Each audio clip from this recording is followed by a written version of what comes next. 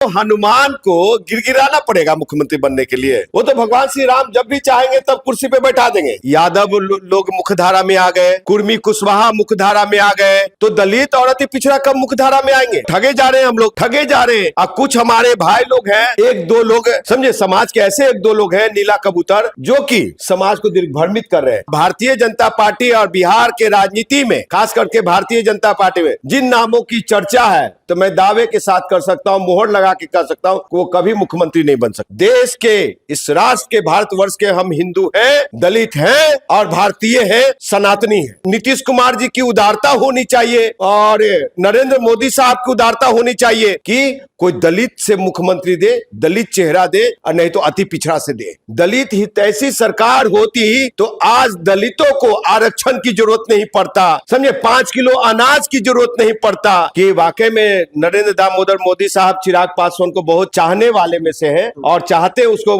भरत विलाप करते हैं, तो उनको बिहार की कुर्सी पे बैठा देना चाहिए। मेरी शुभकामनाएं पहले आदरणीय ओजस्वी तेजस्वी प्रधानमंत्री महोदय। तो वो कहते हैं क्या कि हम दलित अति पिछड़ा को आगे बढ़ाने चले हैं। जीतन राम मांझी जी की बात कर रहे हैं ना, जो कहते थे श्री राम काल्पनिक है, आज श्री राम भगवान के आशीर्वाद से, भारतीय जनता पार्टी नरेंद्र मोदी जी के आशीर्वाद से पूरा परिवार सदन में है। नमस्कार, इंडिया टॉप देख रहे हैं, मैं हूं आपके साथ बिरजू सिंह।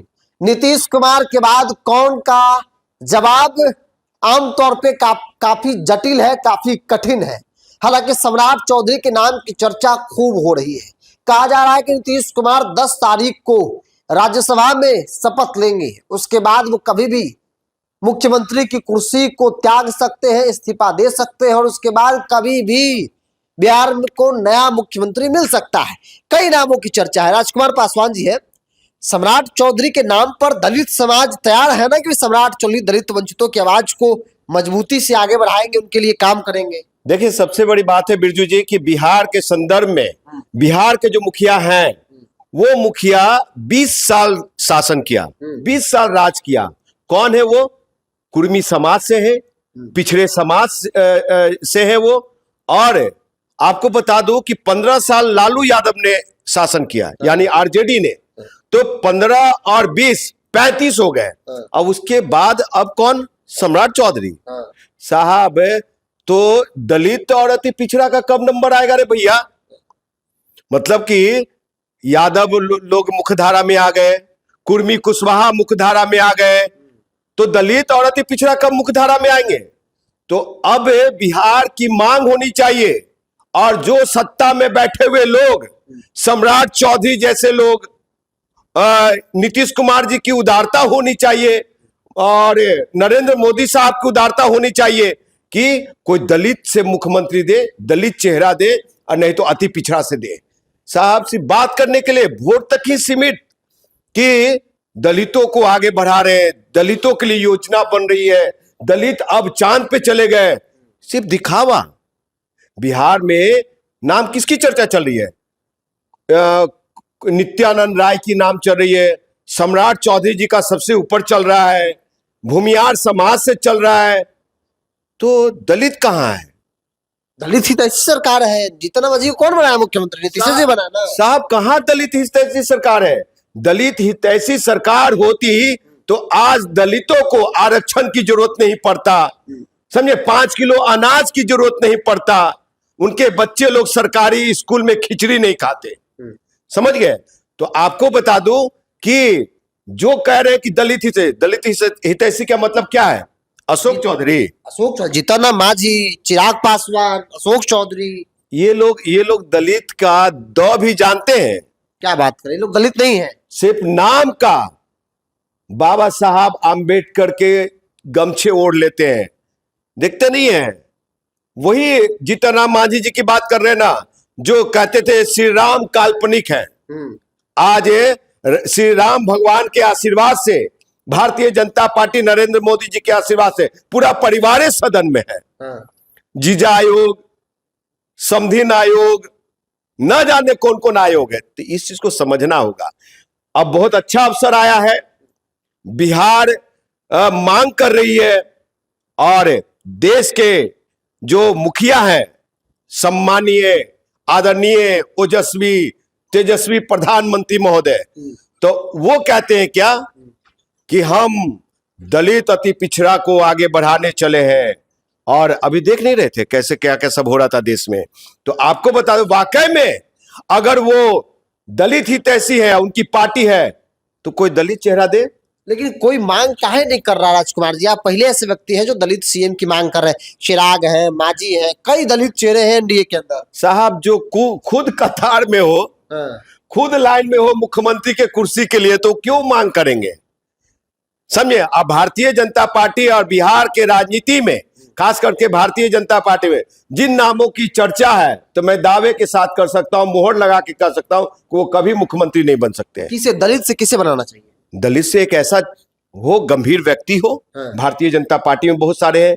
नीतीश कुमार जी के पार्टी में, यानी जेडीयू, नीतीश जी से तो नहीं बनेगा, भाजपा से ही बनेगा। साहब जेडीयू में भी बहुत सारे हैं और जिनका मैं नाम ले सकता हूं, लेकिन नाम की जब जब चर्चा होती है पता कट जाता है। तो इसलिए वैसे लोगों का हम नाम नहीं लेंगे। लेकिन हाँ, कद्दावर नेता जेडीयू में भी लोग हैं दलित चेहरा, भाजपा में भी दलित चेहरा है, उनको ये अवसर दिया जा सकता है, लेकिन अवसर और मौका दिया जा सकता है।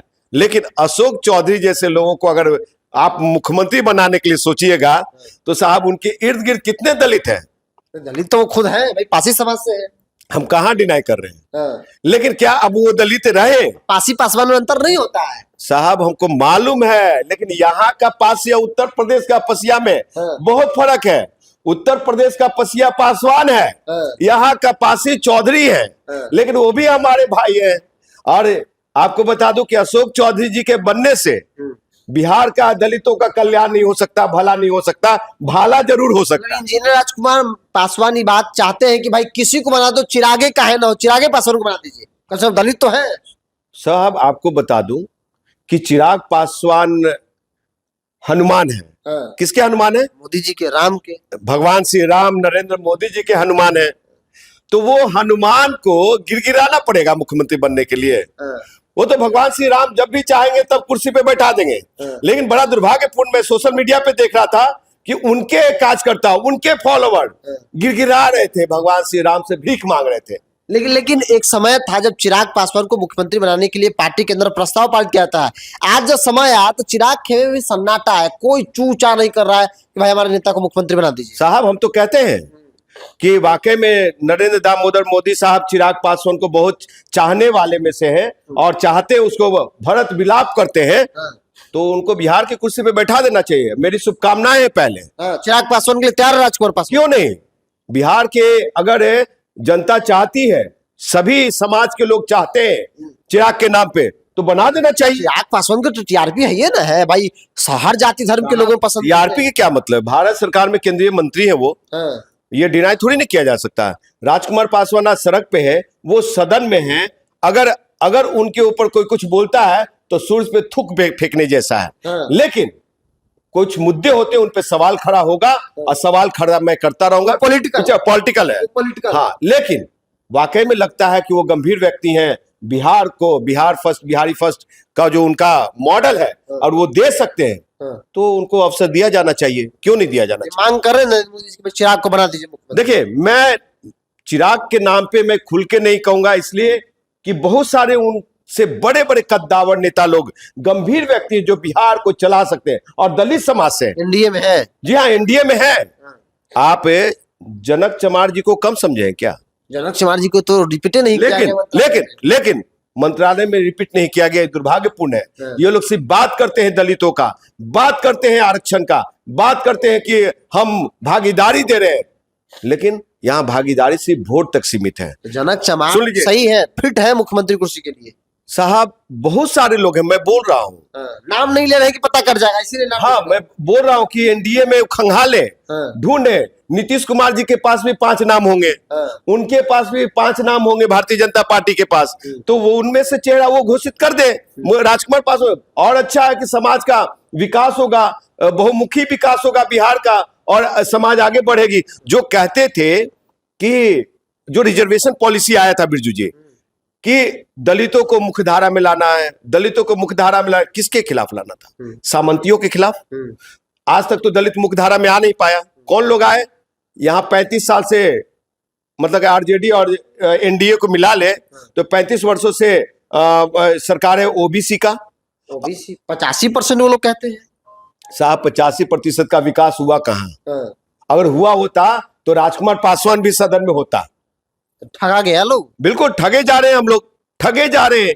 और कुछ हमारे भाई लोग हैं, एक दो लोग समझे, समाज के ऐसे एक दो लोग हैं नीला कबूतर जो कि समाज को दिग्भ्रमित कर रहे हैं। अरे भैया मांग ये सब करो कि समाज आगे बढ़ेगा, जमात आगे बढ़ेगा और एक खास जाति को, खास वर्ग को और उसको कभी संविधान जलाने की बात होती है इस देश में, कभी मनुस्मृति जलाने की बात होती है। मनुस्मृति जला करके और तुम समाज का कल्याण हो जाएगा क्या?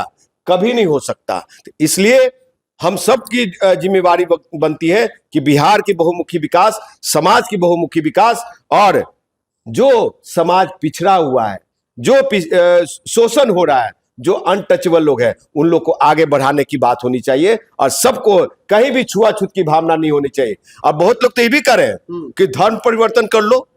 साहब छुआछूत अगर है हमारे साथ, अनटचेबिलिटी है, अगर मुझे ये किया जा रहा है तो क्या हम अपना धर्म परिवर्तन कर ले?